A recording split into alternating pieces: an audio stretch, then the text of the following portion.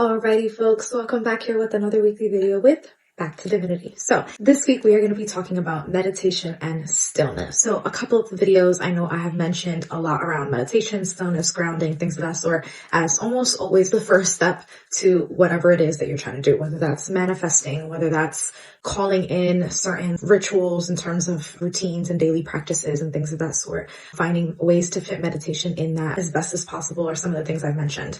Let's talk about what that looks like and what that really even means, right? It is very important that we give ourselves a lot of grace when it comes to meditation because it is a journey like everything else that you do.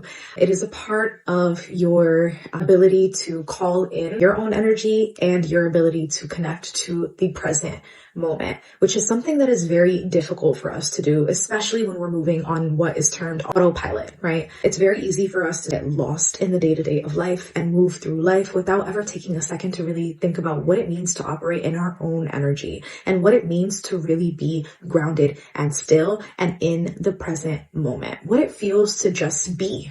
Right? Oftentimes our sense of self is very tied to who we're connected to and, what we do in terms of work and what schools we went to, right? And things of that sort and who our family is, right? And so meditation is a key player in that. Meditation allows for you to really call in your energy and really allow for yourself to center into the present moment, right? Meditation doesn't have to be uniform. It doesn't look the same for everyone, right? There are some people who meditate simply out in nature with just nature sounds. And then there are those who meditate simply by listening to binaural beats and frequencies and things of that sort, right? And then there are guided meditations. I'm more of a fan of guided meditations. Those tend to work for me, right? When I'm listening closely to the voice that's playing in the background, allowing for myself to, again, focus my thoughts and my breathing on what the guide is saying, right? And so that's helpful for me, especially because I at first very much struggled with meditation, right? Because again, it is asking for some sense of stillness. And as a Gemini stellium, my brain is constantly moving at 1,000 miles a minute. And that being said, it was very hard to quiet my mind, right? And I tried to look for all external ways to quiet my mind. But meditation allowed for me to really sit with my mind in a way that was challenging at first, right? At first, I would find myself thinking about what am I going to eat later or how the day went or whatever emotions was heavily in the forefront of my brain at that time, right? And so I remember when I was listening to these guided meditations, I also took a meditation course in college. But as I was listening to this and instructor would often say, if the thought is coming into your mind, acknowledge it, don't be hard on yourself, and then let the thought go. Let it go. And once you let that thought go, you come and bring it back to following your breath. Following my breath throughout the body was the best way for me to come back into the present moment and into my energy, right? Feeling only the sensations in my body, feeling only anything related to my breath and how it's moving through my body, right? And that allowed for me to really quiet my mind over time. But it took me a while to get there, right? It's a part of the journey. And even today when I meditate, there are times where certain thoughts will infiltrate my mind and I just acknowledge it and I let it go and I bring the attention back, right? But meditation for a huge part of my journey was about emotional release. It isn't so now, but it really was for the first part of my spiritual journey. I found myself constantly meditating and feeling like I was so heavy.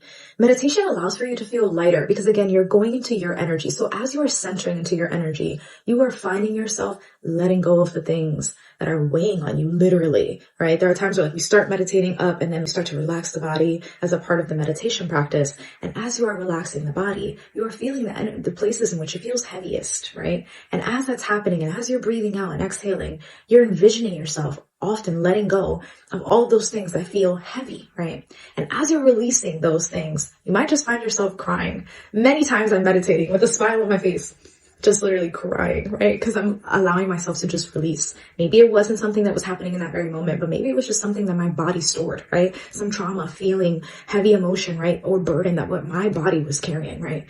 And through meditation, through tracking the body and how I feel and the sensations in my body as the breath is moving through, I was able to see where I was feeling heavy and hence letting it go, right?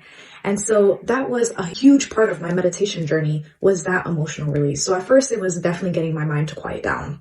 And after that, it was as I was focusing more and more on my body and the sensations I was feeling, I was able to track where I was feeling heavy, hence letting go of those emotions, right? And then later on, my meditation journey just became a way of grounding through daily stress, right? I was in a very hectic work environment, and on a day-to-day, it just was a lot for my body to take and for my mind to take. There was lots of mental chatter. And I would find myself meditating in the morning when I woke up to give myself the strength, the grounded energy to go into work without feeling so anxious or fearful, right? And so that became a huge part of what meditation did for me in that time, right? It was grounding me before starting my day. And I highly recommend that because it's a great way to center yourself before going into many energetic fields around you, right? And then now for me, meditation is just a form of centering back into my own energy. Now more than ever, as I've shared my living space with other people and things of that sort, it's been very challenging for me to just remain in my own energy. And as a result, meditation has been that answer. Meditating, right? Even if that's me sitting at the pier, listening to frequencies or just the sounds of the water and finding myself really just in that present moment, right? Oftentimes, again, emotional release is still connected to it, right? Because emotional release is forever a journey, right? However, for the most part, it really is just a sense of peace and serenity that it provides for me now, right? Whenever it just calls for that moment of, hey, what can I do right now? Let's get into my own energy and feel cozy in it, right? Feel that peace, that serenity, right? Meditation now does that for me. And so again, it is a part of a journey, right? Don't police meditation. Let it be what it is for you in that moment. If in that moment it's for you to quiet your brain, then that's what it is. If it's for you to feel peace, then that's what it is. If it's for you to emotionally release, then that's what it is. And if it's for you to manifest, then that's what it is, right? You want to start doing what is needed when you need it, right? And guided meditations are really helpful for this because if you know that you're looking in that moment for peace and serenity, search up grounded meditations that allow for that to be the focus. If you know it's emotional releasing, search up a guided meditation that's for that focus, right? And again, this doesn't have to be 30 minutes of your day. It could be 5, right? It could be 10. Whatever it is that you have, I really highly recommend and encourage you to take those opportunities to really sit with yourself, even if it is for 5 minutes, right? Or even if it's just breathing exercises for 60 seconds. All in all, meditation is a form of stillness and focusing into your energy and into your bodily sensations. And following your breath is the easiest way to do that. Right? There's a lot more that goes into meditation. The chakras, right? Focusing on certain chakras as needed, right? Those are helpful. Frequencies are connected to certain chakras that help focus in, right? So calling on certain frequencies in the background when you're trying to focus on certain body parts. But there are many, many tools and many, many ways to make meditation useful and beneficial for you.